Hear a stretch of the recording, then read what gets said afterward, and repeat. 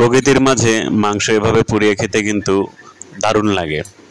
দেখুন এইখানে কিন্তু প্রাকৃতিক পরিবেশ অসাধারণ দেখা যাচ্ছে।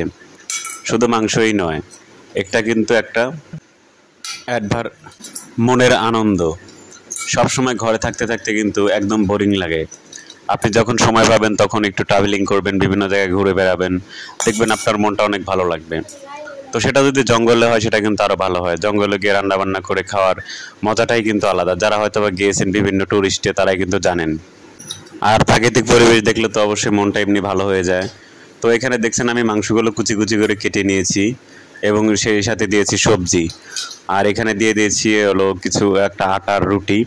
আর উপরে দিয়ে দিলাম সেই কুচি কুচি করে কেটে রাখা মাংস এবং হলো সবজি একসাথে। এগুলো আমি একটা বাক্সে সুন্দর করে ভরে রেখে দিলাম।